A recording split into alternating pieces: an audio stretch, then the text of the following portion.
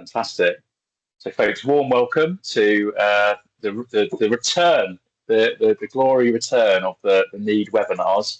We did these a couple of years ago, and it was really good to stay in touch in between our sort of like spring and late autumn events. And if you're new to Need, or it's been a little while since you clicked a Need link or attended or whatever, it stands for the Network of Environmental Educators in Devon. And we're one of a few thematic groupings as part of the local nature partnership. So we've got a sister group, for example, in WAD or Wild About Devon. And we're pretty broad church at Need, I've always said. So it's anyone that works in outdoor sustainability, nature, education of learners of all ages. So if you're a quad rat thrower like me, great. But equally, if you bring people out for poetry trails, that's also a Need member. And teachers as well, would you believe it, call themselves Need members, which is great. We started the recording now, and if you're coming into the call, just be aware of that. It won't really go anywhere apart from the Need subpage on the LNP website, and it's our little scheme to help people who can't make the 1 till 2 slot, that they can watch back on these webinars, and yeah, at their convenience. And if you're a fastidious note taker like me, yeah, it takes the urgency out of it, which is great. Other sort of bits of housekeeping, I guess, is the standard sort of team stuff. So Alice in a moment is going to invite us to participate in the second half of the session. But up until then, she's going to bring us up to speed with the wonderful Exeter Science Centre and some exciting plans for the future. Up until then, just try and stay off the mic and mute yourself, and I'll try and do the same. My name is Tom, by the way, and I'm chairman of Need, and I work at a rewilding site in mid-Devon called Coonshead. I'm ably supported by a wonderful steering group and the lovely Alex Smack, who I'm sure if you've received an email from Need, it's Alex doing it, just making sure we're all knowing what we're doing and attending places and all that good stuff. And I'll let you, Alice, introduce yourself in just a moment. But Alice and I have sort of worked together on a couple of little projects over the last few years. And yeah, really thankful that Alice is helping us as the first speaker for return of the Need webinars. In terms of timing then, I'll hand over to Alice in just a moment. And she's going to take us through to about 1:30 there or thereabouts. And then between about 1:30 to 1:45, we're going to press the big scary breakout room button. And we've just trialed it before the call, and it kind of worked. And that'll just mean that we can discuss some of the points that Alice raises, which is great. And then we'll get back together, and yeah, Alice will lead us through that final little step. And like I said at the start, if the call won't stop when Alex jumps off at 2, but we will stop the recording. So if there's been a little while since you caught up with another Need member, you can chat away, knowing that it's not going to be recorded or transcribed anywhere. Okay, well, without further ado then, folks, I'm going to hand over to the lovely Alice, who is the founder and head honcho of the Exeter Science Centre. And yeah, there's some exciting stuff happening in the future for the enterprise. But yeah, over to you, Alice, and thank you very much for joining us. Thank you very much. I will just try and share my screen again, make it work. Hold on. Has that worked? Yeah, perfect.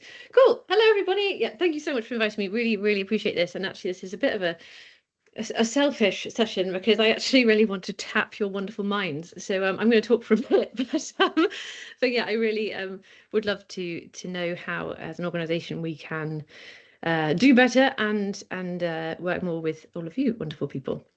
So yeah, I'll start. So yeah, I'm Alice Mills. I am part of a very tiny team. So we are a tiny organisation. We have 5 trustees, and George Wombio is our patron, which is lovely of him. And so yeah, Natalie and I are the directors of the charity. Michelle, actually, this is an out of date slide because Michelle has just left us because she was funded on a particular project, but we are hiring a different person soon on a new grant that we've just got, which is really exciting. So yeah, Natalie and I are both physicists by background, and then we were both doing a lot of engagement work and both kind of realised that was our passion, and that we really felt that what at the time Exeter needed was the Science Centre. But I'm actually from North Devon and still live in North Devon, and we're kind of moving towards that direction at the moment. Anyway, so we have loads of volunteers. Predominantly, they are Exeter based at the moment. We have a few in North Devon now that our work is shifting a lot towards there, but we do have a lot of Exeter based people. So we need to build up our sort of more regional volunteer base.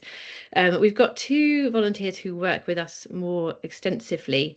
So Mark Burnett, who used to be working for SAISH, but is now working in his own consultancy, and Rob Jordan, who's head of Biosphere Enterprises. So our mission as a charity is to educate, motivate, empower everybody to make a difference in the world. And we do that through a number of different things, but we set up as a charity in February 2020. We work all across the Southwest. We run projects, we run exhibitions, consultations, and events predominantly with communities and schools. And we highlight current research, industry, and local action with a focus around global challenges and how we can all make a difference. So we're very passionate about reaching into areas and groups where they don't typically have access to science, whether it's because of isolation from things or whether it's through a sense that it isn't for them, which is a strong sense for a lot of people of all ages. There's a strong kind of sense that still this kind of embedded sense that science is very, very clever or very, very, just a lot of people feel forced out of it. And a lot of people don't have access to good informal science opportunities. So we just feel very passionately that we want to increase accessibility and inclusivity within that field. So since 2020, we've reached about 20,000 people through direct interaction. We've worked with about 60 schools, more than 100 volunteers, more than 80 researchers, industry partners and 30 community partners. We work in a complete range of ways. It depends on the theme we're covering. It depends on the groups we're working with. We try and adapt as much as possible. So our approaches are very varied. So in parallel to this outreach work, so we've been popping up all over the region, we are now trying to create our first hands-on science discovery centre in Barnstaple. So we have a completely inappropriate name. But our original plan when we first set out was to create a massive science centre in Exeter. I'll come to it in a second, but there are the massive network of science centres in the country, but there's a big hole where we are. And we felt very strongly that Exeter University, where we were both working at the time, Exeter has the highest density of climate researchers in the UK. And when we ran activities in Exeter, even the local people didn't know that. They weren't aware at all of the local expertise or the impact it had on them. So that's where we sort of started out in that area, but increasingly our board and various other kind of community consultations and things have made us realise that in our region we have such a distributed population that a network of smaller centres would be much more community valuable than a big centre in Exeter. So that's why we've sort of shifted to this network model idea, and then North Devon Council were really supportive of the idea and felt there was a real need for it in North Devon. Because of the kind of, environmental connection, but also the potential for increased STEM opportunities and the need to make sure that our young people are skilled in the right areas and are interested in the things that could lead to really good sort of talent retention in the area. Anyway, so what are science centres? I hear you cry. So there are 60 science centres in the UK. And you may have been to some of them, I hope, but there was a big push on European funding in the millennium. So loads of the centres were built these big whiz-bang centres like We the Curious and Glasgow Science Centre and places like that are real kind of foundational things in those cities. Those were built with EU funding, which we don't have anymore. But lots of sort of smaller centres are now popping up, and they are really, really valuable. And they go to we reach, like as a network, reach like nearly every school in the country. So they are very, very important, and they do a lot of outreach as well as inreach. So we feel a science centre is a real missing piece for our region. So if you look at this map of access to science, this was a British Science Association mapping that was done a couple of years ago. And it's measuring all kinds of things. It's measuring access both to formal opportunities and informal. And as usual, we need more support in that area, basically. And then also you can see on the map of science centres that our area is just used to bungle the labels for the other centre. So yeah, again, there's a hole, and it should be filled, because the hole is not for we have amazing STEM opportunities, and we have amazing environmental opportunities, and we have all these things that we want to connect people with, but just not a kind of visible centre to do that from. We are an amazing area for STEM. So when I say science centre, it means I'm encompassing all of these STEM disciplines with that, but also arts. We work a lot with artists, and actually every discipline, because we don't tackle global issues with STEM alone. We tackle it through interdisciplinary working and understanding and valuing people's experience. So yeah, we are particularly expert in our region in all of those sectors that I've listed there. And yet we're not retaining talent in those areas, and we are not seeing progression to higher education. And yeah, so there's a sort of big gap. And when we've talked to lots of STEM industries recently, they've all said, oh no, we can't recruit locally, no one's got the skills. But there's no effort in actually trying to make sure people are aware of the opportunities available to them. So it is really, really important to have, and this isn't just science centres, this is what a huge number of you do as well, but these out of school complementary learning experiences are what actually ends up translating into people going and having an interest, and then that interest leading into careers in science. It's not enough to have really quality education in schools. It has to be complemented with these other experiences, and we as a science centre really want to try and facilitate that for people, and work in collaboration with all the other amazing organisations doing that. So these are some pictures from science centres that we love. As you'll see from the kind of unit we're going to start off in, it's not going to be it's not going to be quite like this, but eventually big goals. We'd love it to be really experiential anyway, but there are ways of doing that on a small scale. So Exploratorium, the whole vibe of Exploratorium in San Francisco is very cool. They have an open workshop where they make all their exhibits, but they also rent out that workshop space for other organizations. And everything is hands-on, everything is kind of regularly changing and very current, and they work a lot with artists, and there's a big they're one of the big first science centers that did this really interesting art science crossover, so we really like that idea. And Science Gallery is another model that we really like, which is another art science kind of crossover vibe, and they've got centers in Melbourne, London, and there was one in Trinity as well, in Ireland. So and We the Curious is the science centre that's our closest geographically, and they've got a really good way of operating as well, and increasingly becoming really community minded, which is great. But as you see from a lot of those, they are whiz bang out of town or central city, big city kind of spaces, and what that often leads to is the kind of people that will come are middle-class families with an intention to go and take their family to a science centre that day. So it's not necessarily reaching to people who wouldn't seek out science.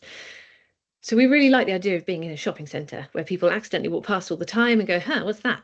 And Leeds has tried this. So in Leeds, there is now in a shopping centre that was kind of quite down a hill, there is a math city.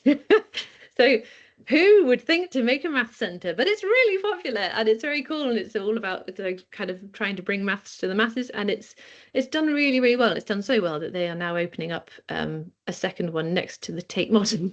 They've done quite well.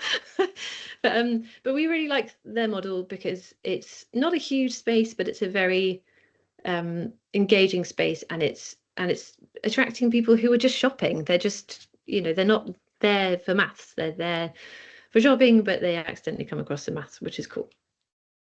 This is a bit of a boring slide, but it's basically just trying to show that we feel like we can meet a lot of needs locally. So tackling global issues on a local scale is our big thing. That's what we really, really want to be about. We think we can boost tourism and local economy as well, increase skills and social mobility, and provide a showcase for the biosphere and what that is all about, because a lot of people don't know that they live in one. So we really want to help showcase all the great stuff that's already going on. So, as I said earlier, our name is clearly very inappropriate for a centre in North Devon. And if we are thinking more towards the network model, we needed to imminently change our name. So we are, and after some consultation with various different groups, we are changing our name to the Planetary Lab. This is just a very quick AI representation of what we'd like it to look like. And the unit that we're in discussion with North Devon Council about and are hopefully going to move into imminently is the Select unit in Green Lanes in Barnstaple. I don't know if anybody knows that unit. It's about 300 metres squared, so it's smaller than we were originally imagining. But will be a great space to trial something and pilot it and see, is there even interest in this? Are we getting the kind of demographic that we hoped? Are we getting the footfall we hoped? So yeah, that's the next step for us, which is really, really exciting. And North Devon Council are being really supportive in that in that endeavour. So yeah, we hope to open in the summer. So what will it look like? So because we are essentially using it in a kind of a meanwhile use style contract initially, we can't do anything too permanent. But this is an example of an exhibition that we set up for 2 weeks in Make Tank in Exeter. So it can still look funky. It's not going to be as whiz bang as a typical science centre. Long term, we would love to be a bigger space, and we'd love to be part of a kind of innovation hub so people see what this actually relates to, that not only do you go to the centre and be inspired, but you then see what you can do with that inspiration. So it's a hub for other organisations, and it's a hub for, a real hub for innovation. So that's our kind of dream AI image of the future. We would always continue to have a roaming team. So outreach will always be important. There will always be people who will not step into a centre. And that's absolutely fine. And we've always had a model of going to where people are. So we will continue to do that and fundraise for that. If the hub in Barnstaple works really well, we'd then love to have a similar sort of scale hub in Exeter, and really try and promote that kind of two-way flow along the Tarka line, where we don't just lose everyone to Exeter, but where we gain from them as well. So timeline-wise, imminently changing our name, as I said. Then we are setting up in Green Lanes, hopefully to open in July. This is the conversations we've been having with the council this week. And then carrying out lots of stakeholder and community consultations, lots more fundraising, volunteer and staff recruitment, and some teaser events. And then we hope to open a ticketed exhibition in the summer. So it's really difficult. People are used to museums being free, but arts and culture are funded in a very, very different way to science. And I consider science to be part of culture, but it is not considered that way in most funding models. Every science centre charges, and even though I feel very uncomfortable about it, I think we are going to have to, and it's going to have to become a self-sustaining arm of our charity. We are going to make it as absolutely low cost as possible, so it just covers the staffing and the utilities cost of being in there. But yeah, that's one of the things I'd really love to get some kind of advice from around the NEED members around how to do any pricing models or anything, like if any of you do charge for any of the activities that you'd provide. And then we'd really like to open up for school visits in September. So that's our kind of plan. Okay, we need you. There's my joke. So we do need you. So we have lots of consultation surveys, and I know surveys are the most dire, boring things ever, but they genuinely do help.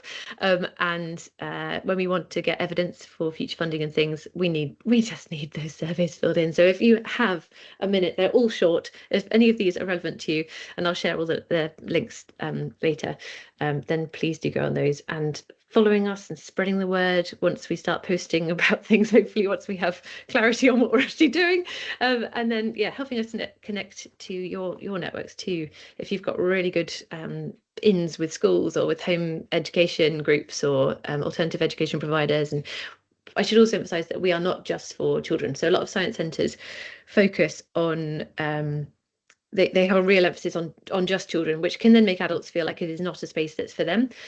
We believe that adults are the decision makers and need to have a space to come and find really good information and share good information, and actually we want to provide activities where adults feel really like it is for them as well. So we're trying to design everything in a way that promotes intergenerational learning, and is not just where adults come along and hold the bags while the kids run around, and because that's not fair. We want to play too.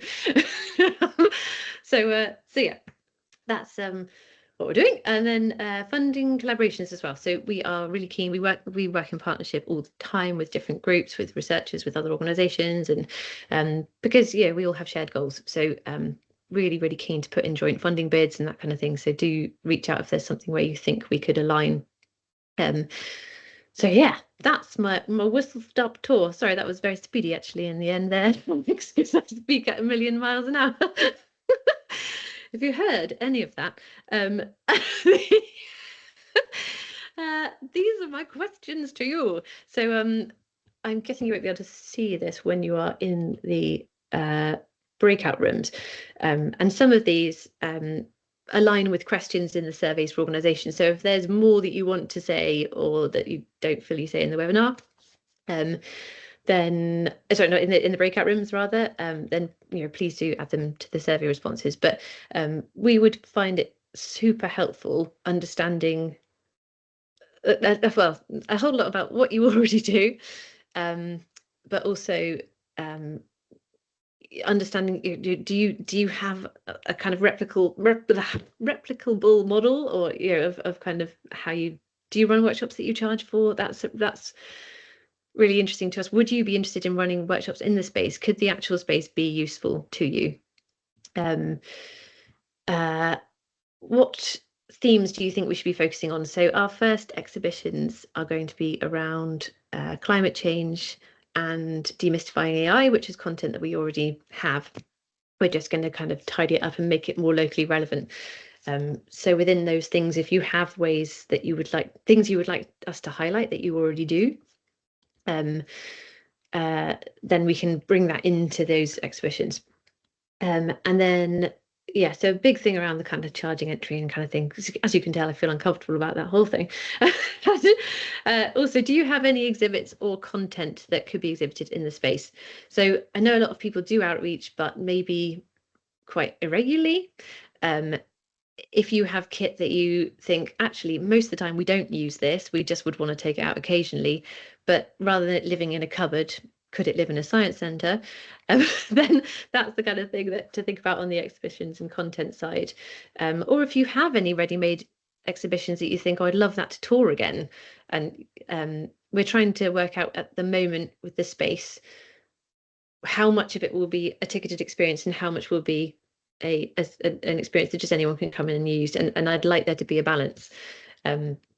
So yeah, there's definitely conversations to be had there if anyone's got any content. And then just general advice. So anyway, I'm going to grill you all in your subgroups, or rather, here are the questions to grill you all. So yeah, is that all right, Alex, to have maybe 10 minutes for the chat? That's fine. I can put 10 minutes on the clock. Tom, did you want to add anything? Yeah, thank you so much, Alice. That is awesome. And despite saying, we've worked together on and off over the last couple of years, I was learning some stuff about what you've been getting up to, and it's so cool to see the photos of you and the team and the volunteers just working with young people, perhaps concepts that might not have been fully delivered in a classroom environment. But as everyone knows, I'm a big fan of bringing learners into new locations, which is good.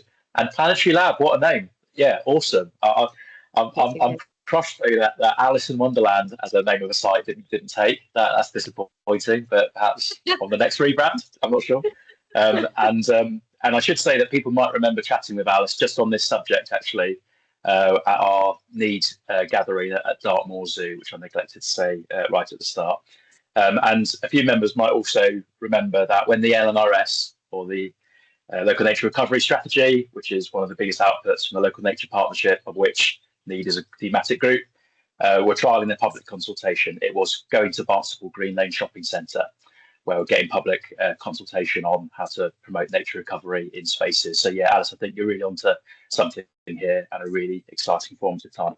I've screenshot the discussion questions and put them in the chat, or you can take a photo with on your phone, guys. But in the chat, if you just right-click it, save image as, and then you've got the discussion points forever then. Yeah, it should be okay. And yeah, no worries, Catherine, if you need to leave early, that's absolutely grand. I'm sure Alice will supply us with how to get in touch with her after the fact, and you can answer off these discussion points. I think we're going to split. I think there's 13, 14 people on the call. Yeah. So what do you reckon, Alex? A couple of rooms there or 3? Should we do 3 rooms? That's great. And there's going to be reporting back. So can somebody in the room take on the responsibility of reporting back to everybody? That would be really good. Take some notes, please. Okay, bear with me. There'll be an uncomfortable minute where there's where people go into rooms. Okay. And I should mention we'll come back into the big room in about 15 minutes, where we'll swap ideas and things like that. Bear with me, everybody. Sorry, I'm adding a 3rd room, hopefully, because we've only got 2 rooms at the moment. Okay, so give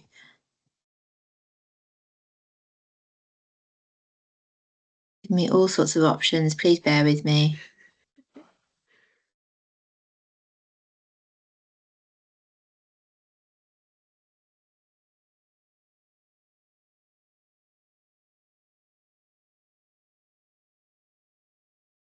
This is when Teams says they charge £1 for extra breakout rooms, Alex. Yeah, you want to go to 3?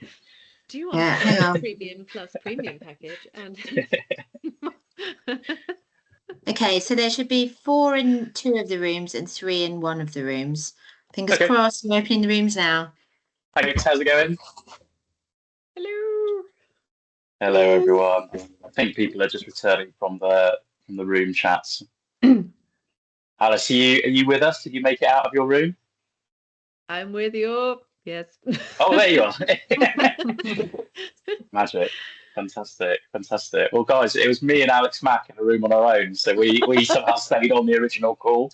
So we did. Well, you'll be very proud of us. We did some very crucial need admin for 5 minutes, but we did answer the questions, Alice. So how best did you want to go around like the room captains, Alice, in the next sort of 10 to 15 minutes? How best do you want this?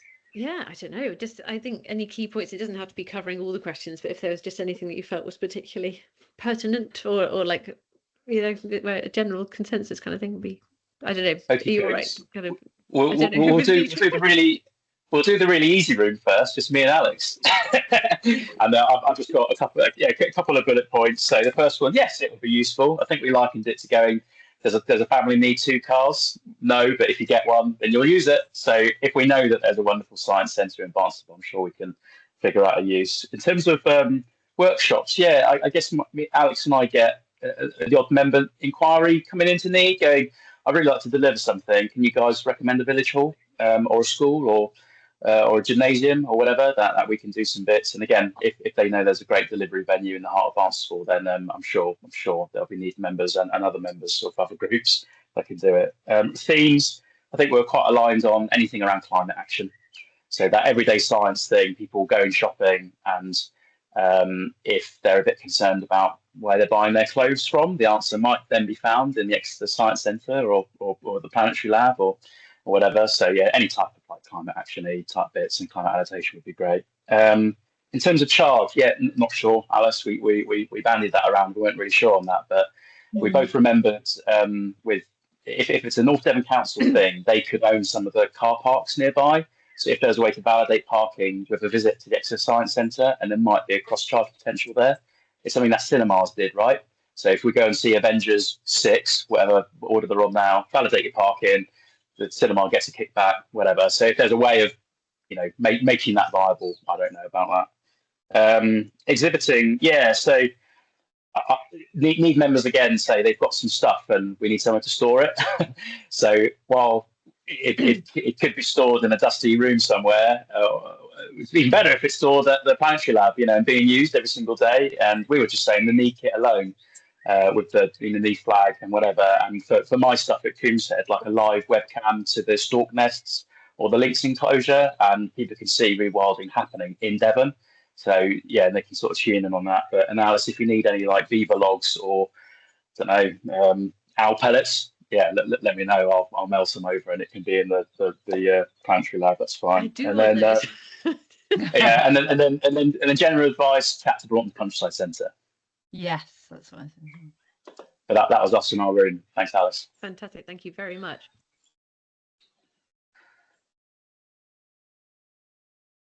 The room with Lucy in. Do you want to go next?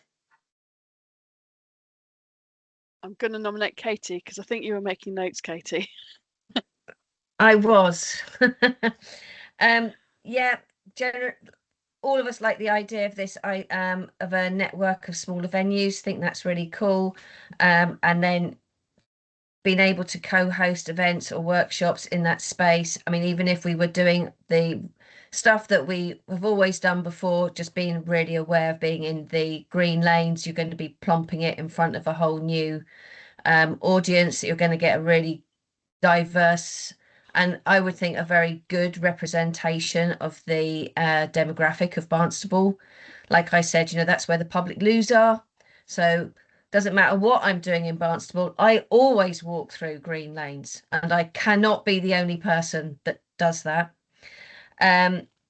So in the room, obviously we had Lucy, so she's from Devon County Council Waste Team, and Helen, who is part of West Country Rivers Trust Education Team. So in terms of themes, of course, waste and resource management came up, water quality. I didn't actually share this with my group, but I really want hope. I really, really want hope. I am sick to death of being told how many birds species. I mean, I know, but tell me about the ones that are surviving and doing really well and what little things I could do to make it better. So yeah, I'd like hope. Cost, we really kind of like tricksty, really, really tricksty one. Most of us are doing stuff for free, though Helen was saying sometimes or actually both of them were saying that when they often do charge, they're charging business to business rather than direct to participants. So, like a fee to a school or a community group, but also Helen did some volunteering, I think she said, for Devon Wildlife Trust, and sometimes some of their events are ticketed, and that those cost between about £3 to £7. We then were talking about maybe doing a give what you feel, so there's not a fixed cost, and so that the last thing you want is that you don't want it to be a barrier to people. And so if people can't afford anything, they don't pay anything. Whereas if somebody goes in and they can afford to chuck a £5 or a £10 in because they had a great time, they can do that. We thought that would give you more footfall to do that. And then there's also, we were saying about up at the Science Museum up in London, sometimes you go up and you know that you're going there to the Science Museum, and so maybe you're really happy to schlep a big lump of money in because you're there all day. And then other times it's pissing down with rain and you just need somewhere to get out of the elements, and so you nip in because it's a nice place to be for half an hour while you're waiting for your train or your bus or something, and so therefore maybe you wouldn't want to put some money in. I also said I now don't have children, and so there are times when, to be honest, coming into a science centre and the thought that there's going to be loads of kids there puts me off. So if you had an adult only session, therefore I would be happy to pay for that adult only session, so I knew that I was the one that could push that button that made the buzzer go, rather than that bloody kid that does it 20,000 times one after the other. Totally agree. And then also being able that you'd better charge if there was sort of like a make and take away activity. Yep, I think that's it. That's super helpful. Thank you, Katie, and all of you in that group. Thank you. The Corals group. Who was in your group, by the way, Coral? It was you, Rob, was it? And who It's else? me, Rob, Beth, and Alice. Okay, cool. Does somebody want to report back from that group, please? I'm happy to. I was typing notes from all. It seems weird to report back, but it was really helpful. Coral was talking about some of the charges that the way that Devon Wildlife Trust charge for things. So they've got the free visitor centre, but they charge for some of their events, but it doesn't really cover their costs. And this is a very difficult thing, isn't it? That it's very hard not to be hand to mouth and to rely on temporary project funding, isn't it? So what else did we talk about? We talked about, themes that they felt would be good to cover would be things like water quality, offshore wind. I've lost my notes. Where are they? But also potentially, us being a place to sort of store some things so that if you've got an outreach team, but they're all based in different places, they can come and grab their bits from a central location. Yes, a good way to access 18 to 25-year-olds, Rob was saying. Anything I missed from that group? Sorry. I've written really scrappy notes. Yeah, I think that was our group. I think the last. Well, sorry. Sorry, no, just one thing that was really interesting was giving a place where people feel they are able to make their own decisions on things. So Coral was talking about really good, and Rob's talking as well about really good workshop that she did with around offshore wind, giving kind of both sides of the argument and then helping people to come to their own decision. And I think we'd love to be a space for that, and the kind of neutrality that you can have as something like a science centre where you're basically just saying we are presenting the information as it is, and then you can form your own decision, but you're forming it at least with good information. So yeah. Sorry, any other groups? I think Martha's group's the only group that's left. Yeah, and I've scribbled some notes, which I can share a few ideas from. We didn't go through in numerical order. We started talking about the charging possibility, which I think Katie covered quite a bit. And yeah, I can see how it feels awkward. But I think you've got options in having a pay as you can or pay as much as you can afford type of option, or having like a contactless card, choose the amount and donate. That's like a little separate stand, so it's sort of informal and optional. But I don't know how that would cover your costs. But also we thought about having a general free entry, and then your workshops or your exhibitions are ticketed and paid for, or your grown-ups only playtime can be ticketed in that way. Also, we were talking about how the Eden Project and places like Plymouth Aquarium you buy a ticket and that's your entry, but you can then come back again and again. So particularly as Barnstaple will mainly be locals, if people just pay whatever one off, then they know they can just keep coming back as different exhibits come and go. And I think the Braunton Countryside Centre already got a mention, but we also said that they would be some good people to talk to. And then we got talking about how the centre would be useful. So we had Earth Action, Biosphere, Devon County Council and Devon Wildlife Trust represented in our group, and we all said yes, it would be a useful place to use for workshops, running different things in that space with the audience that you'd have there, possibly pop-up exhibitions of different sorts throughout the year, or even little outreach events, particularly the Devon County Council Waste Management. I think it was Sarah was saying that they could have little pop-up events to reach people. And another idea of how you could use the space would be to have an area that's kind of a local hub notice board with local events, local news, just like a display that's regularly changing and keeping people informed of what's going on locally. And in terms of themes, apart from me thinking that you'd said about the I rather than AI, which confused me for a while, we thought about renewable energy. So someone already said about offshore wind farms and having that neutral information. That we like that idea. We're very on board with that kind of thing. Also had the idea of things linking to local history. So boats, themes, different types of engines from old to modern, and like hydrogen and different options. Again, being sort of coastal, anything to do with marine and linking to the marine environment and stewardship of the marine environment were all good ideas. Less environmental ideas. We had ideas around democracy and voting and encouraging people and educating people as to how that works and why it's good to go and vote.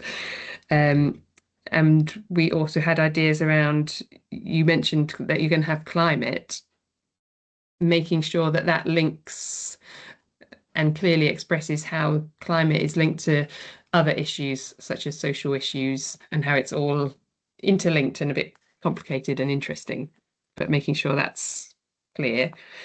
And then we had an idea that was around the changing face of science. But I don't know if Claire wanted to elaborate on, it was kind of your baby, that one.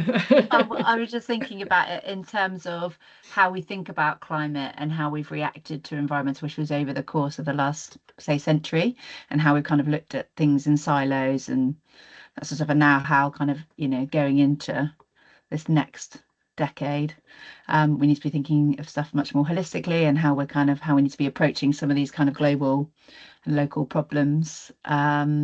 And then you can almost link that with some of the plans that are already going on locally, strategies that have been made already. So you could kind of clearly link to that sort of stuff, and then maybe point out where there's gaps. But yeah, just this whole kind of changing face of how we've treated the planet, and the reasons behind some of that, and then how we've been looking at it and the different levers over time. Yeah, just got that changing face of looking at the problems and how we're looking at them now, or how we need to be looking at them now. And then we thought, I did also then say it would also be good to look at, you know, the fact that we've got, you know, someone that grew up in North Devon, you know, really high level scientist is now setting up a science centre in the middle of Barnstaple. That would never have happened, like, you know, 50, 60 years ago. So that kind of whole changing face of the demographic of science in terms of being more female led, that would be really interesting. Yeah, well done, Alice. Thanks, Claire. Don't say it yet. It might be really pants in there. Going to be great. Hopefully it'll be well done. Well, guys, well, I know, Coral, you're about to come in, but on that note, in terms of the changing face and things, I think I'm one of only 2 blokes on the call at the moment, so it's a good sign. I think, again, 50 years ago, who's an outdoor educator? It was probably some beardy guy in a plaid shirt in a canoe, and very different now, which is great. So there we go. Go ahead, Coral. Yeah, I noticed that at the start of the meeting as well. So well done, Tom.